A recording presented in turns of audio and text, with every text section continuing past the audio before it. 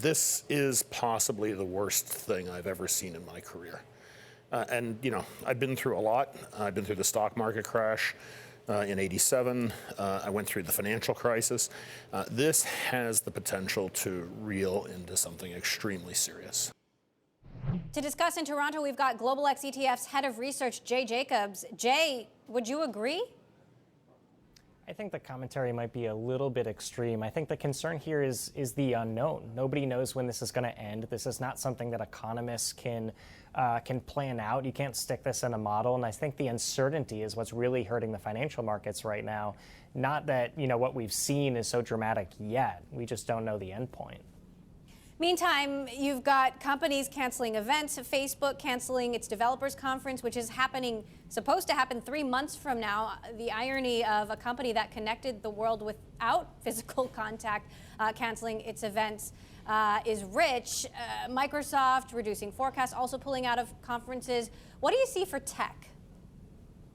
Well, this could actually be a very big positive for tech. I mean, we can call this the stuck-at-home economy. If you think about how people are going to have to leverage the internet for social media, for meetings via video, people are going to be buying more things on e-commerce.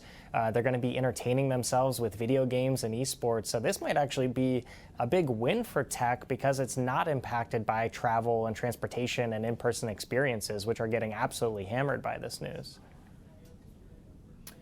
Jay, do the fundamentals, though, perhaps tell a different story? And I'll offer you this chart as Exhibit A on the Bloomberg terminal. If you look at this bottom line, you can see the S&P 500 has just fallen through its 200-day moving average. The NASDAQ yet to do so. How long is it before the NASDAQ capitulates?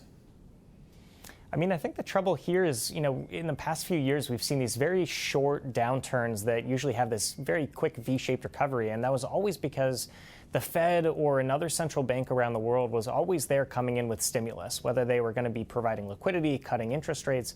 But that just doesn't apply in an environment where a virus is what's causing the concern right now. Cutting rates doesn't change how many people are going to be infected or how people are going to consume by going out to the movies or traveling to San Francisco for a conference. So, you know, the Fed is irrelevant, and that really has taken the backstop out of the equation for this sell-off. So we don't know how long this could continue.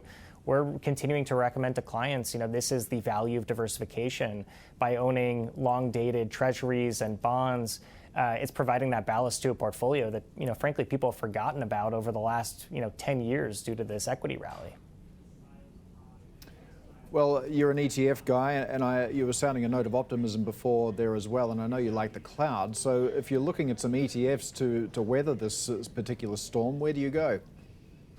Well, you know, we mentioned a few of those themes. Video games and esports we think is going to be a big winner from this whole situation because people are going to look for entertainment that isn't in public spaces. I think if you ask, the average person, do you feel comfortable going to a sporting event or do you feel comfortable going on a plane, going to a conference? People are starting to get concerned. I mean, our own company has canceled a few trips as well as some of the bigger names you were talking about earlier. So how are people going to entertain themselves? I think, video games in this environment, given that we have an upgrade cycle with the PlayStation 5 and the Microsoft Xbox Series X coming out this year, we could see a huge amount of revenue in these stuck-at-home economy names.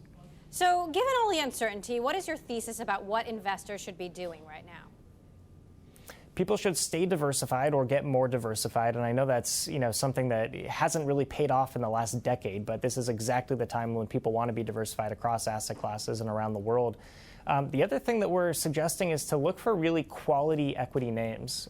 The thing that's not going to change in the near term about this, about the coronavirus is companies need to take on more debt to sustain their operations right now. Even if people aren't buying things, even if people aren't traveling, they still have to pay their rent, they still have to pay their employees, they still have to service the debt they already have. So we see the global debt environment continuing to kind of expand leverage throughout this entire issue right now. Quality equity names are those that already have low debt on their balance sheets, that have high profitability. They're just going to have more longevity throughout this crisis. Jay, I want to bring your attention, if I can, to another chart on the Bloomberg terminal. I'm just trying to raise that for you now. I may not get there in time, but it is to do with junk bond ETFs, which are seeing their biggest outflows since 2017. How long do you see that trend persisting for? Well, we had been seeing really tight credit spreads for the last few years, and so this is everything had been priced in terms of an incredible amount of support in the economy, which is now kind of starting to fall apart. So I think we could see a lot of de-risking in areas like high yield credit. I think people are going to move to investment grade. People are going to move to gold. They're going to move to quality equity names and really kind of tighten up that portfolio after years of being comfortable taking on more risk because there wasn't really risk in the system.